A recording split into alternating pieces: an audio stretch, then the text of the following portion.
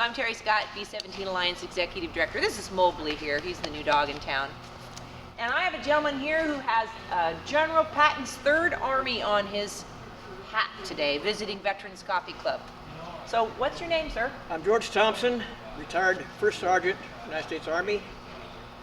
Our division was assigned to one of General Pattons Third Army, the latter part of World War II. And we had moved through Germany rather late in the war, and we got all the way into Nuremberg, and the word came back that the Czechs in Czechoslovakia at that time were getting ready to revolt against the Germans because they thought the war was going to be over shortly. And the Czech radio sent out pleas for Americans to hurry up and come. So we got word the last few days of the war that our division was to charge into Pilsen, the Czech Republic, Czechoslovakia, and assist the Royalist Czechs. We charged in there and were lucky enough to walk right in on the German commander who was in charge of the city. He had many thousand German troops in their barracks waiting for word whether or not to resist or capitulate. He was waiting for word. Yes. And we got to him before he could make up his mind. And fortunately, we captured the city without many shots fired. There were some shots fired because the snipers in the tall buildings were shooting at us. But captured the city, and 2 days later, the World War II was over. 2 days later? Yeah. So my claim to fame, being with General Pattons Army and participating in the last campaign of the war. And as a result of that, in 1989, the Czechoslovakia revolted against the Russian occupation, had what they called the Velvet Revolution. And the Russians left.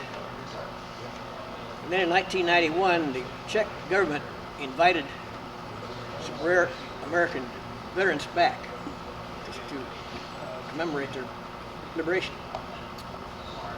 Every year since,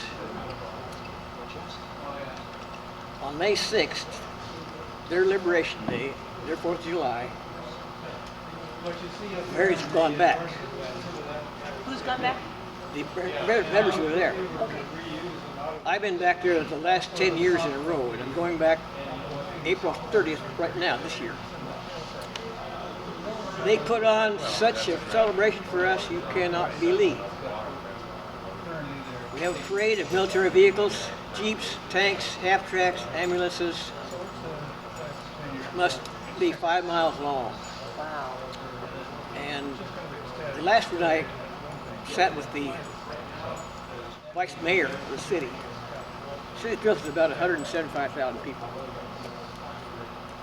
I asked the mayor, I said, how many people do you think attended along the way? He said, 200,000. So we always meet the United States ambassador over there. I mean, it's a big deal. And I'm proud to be able to go still. I don't want to go anymore, but I'm getting kind of starting to feel my age. You know, when I hear stories like that, I just wish that we, B-17 Alliance, us as Americans, we could do that here.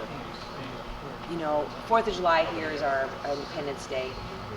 But I hear those stories over in Europe that they just go out of their way to honor the veterans who gave them the freedom. I said this one time, I said 10 times. No other country appreciates their freedom like the Czechs. They've been crapped on their whole career.